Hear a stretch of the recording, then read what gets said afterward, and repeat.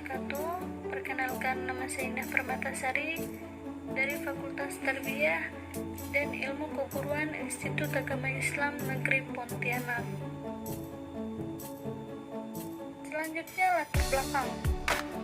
Adapun latar belakang memiliki 3 uraian, yaitu permasalahan, alasan penelitian, dan data pra-penelitian.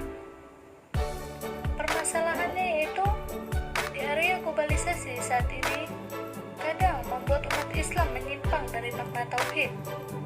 Banyak orang-orang yang menerima ajaran-ajaran yang terkadang tidak utuh, bahkan keliru, sehingga dalam pengamalannya berbau dan bercampur bid'ah. Adapun yang kedua yaitu alasan peneliti mengangkat judul ini, yaitu untuk mengungkap unsur-unsur pendidikan Islam dan materi pengkajian dan pengembangan Islam di Al-Barakah Center Pontianak. Yang ketiga yaitu data pra-peneliti.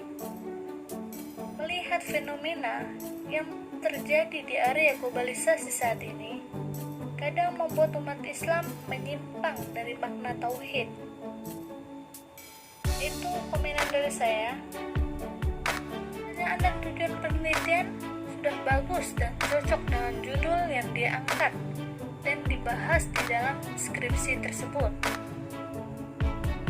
Selanjutnya yaitu manfaat penelitian.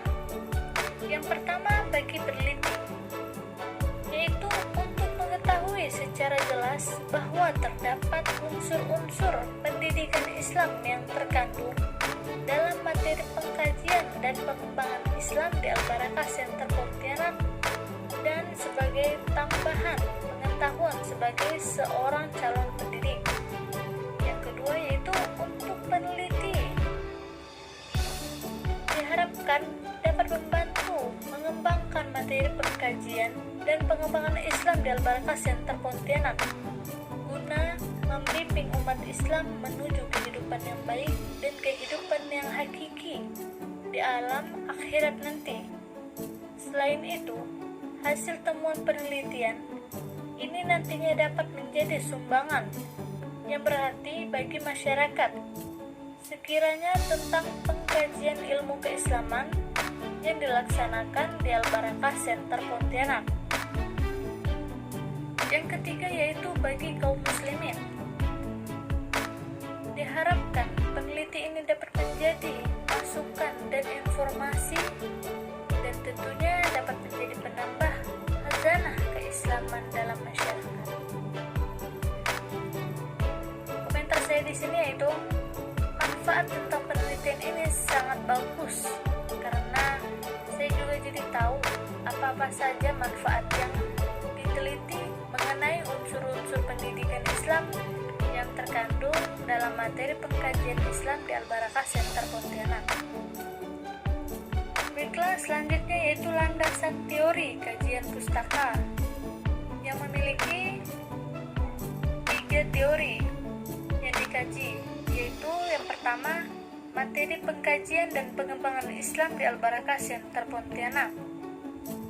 Yang kedua yaitu unsur-unsur pendidikan Islam dalam materi pengkajian dan pengembangan Islam Al-Barakah Center Pontianak. Yang ketiga yaitu sistem pengkajian yang dilakukan oleh Al-Barakah Center Pontianak. Komentar saya di sini yaitu dalam landasan teori atau kajian pustaka ini sudah baik, akan tetapi terdapat di dalam beberapa pembahasan yang tidak memiliki subteori dan sumber kutipan. Di kelas selanjutnya yaitu kajian penelitian terdahulu atau kajian penelitian relevan. Di dalam skripsi tersebut yang saya review, peneliti tidak mencantumkan kajian terdahulu atau kajian yang relevan. Maka dengan itu seharusnya di dalam skripsi itu terdapat kajian penelitian terdahulu, karena supaya dapat mencari perbandingan untuk menemukan inspirasi yang baru untuk penelitian selanjutnya.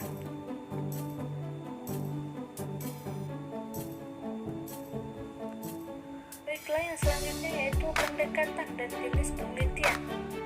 Yang pertama, pendekatan penelitian, yang mana digunakan peneliti untuk mengetahui unsur-unsur pendidikan Islam yang terkandung dalam materi pengkajian dan pengembangan Islam di Al-Barakah Center Pontianak.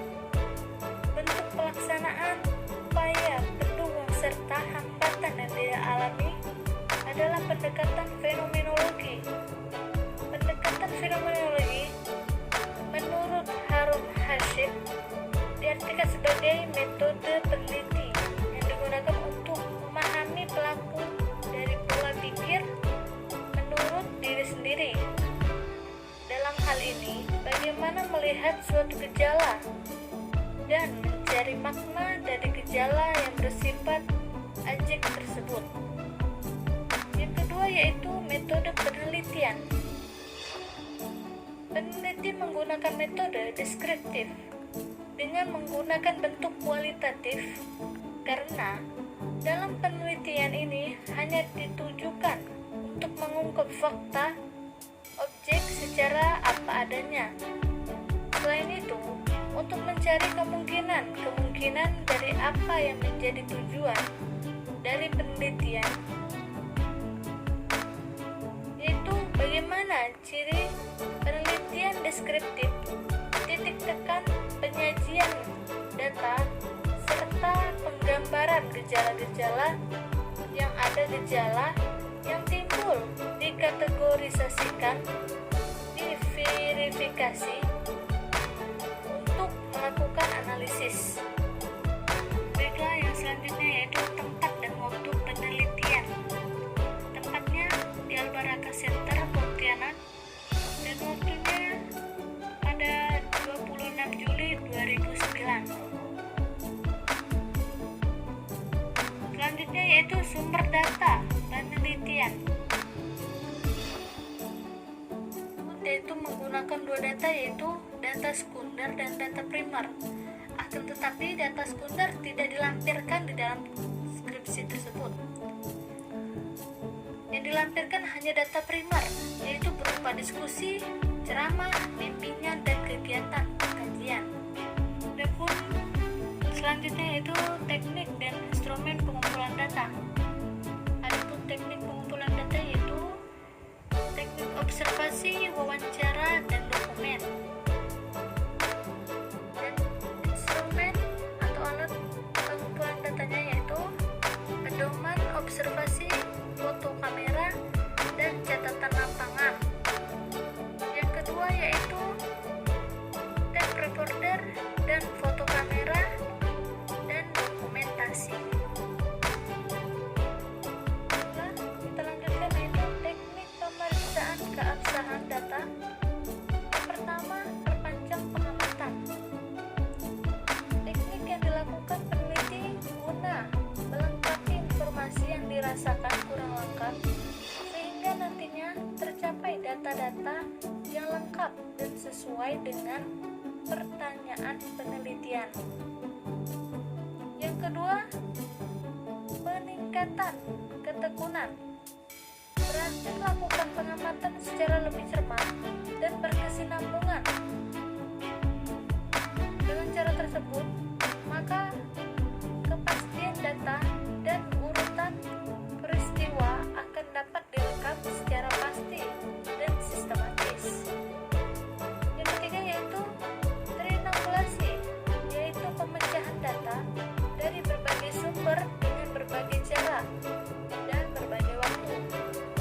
Yang keempat yaitu diskusi terfokus, adalah merupakan langkah peneliti dan informan kunci dalam menjaringkan data-data kasar, sehingga nantinya diperoleh data-data yang diperlukan dan sesuai dengan fokus penelitian. Yang kelima, paper check, adalah mengurangi pemahaman hasil data yang telah terkumpul Hal ini dilakukan setiap akhir wawancara dengan responden. Teknik ini dilakukan guna memperbaiki informasi yang telah didapat. Yang pertama itu analisis kasus negatif.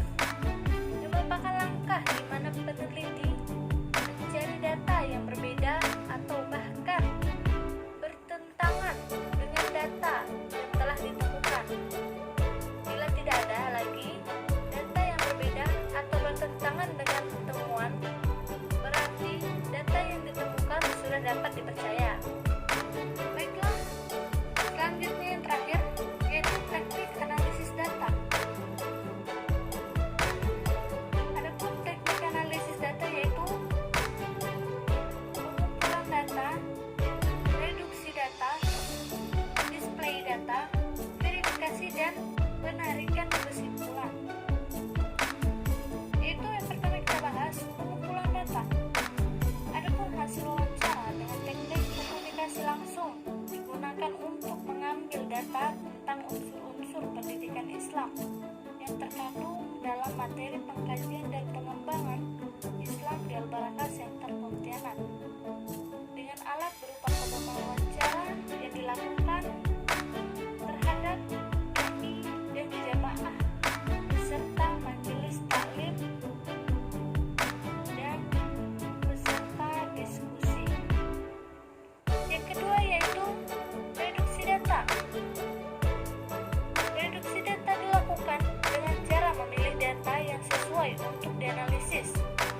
Data disederhanakan dan diabstrakkan dan membentuk dari data kasar menjadi penjelasan-penjelasan halus, tajam, dan terpercaya. Selanjutnya yaitu display data. Langkah ini dilakukan peneliti agar data yang diperoleh tulis tidak bertumpuk-tumpuk. Display data ini dilakukan dengan memasukkan data ke dalam tabel dan memberi keterangan maupun kesimpulan data hasil wawancara yang berkaitan dengan masalah yang diangkat atau diteliti. Selanjutnya yang terakhir yaitu verifikasi dan penarikan kesimpulan. Dalam display data, penelitian menyimpulkan hasil penelitian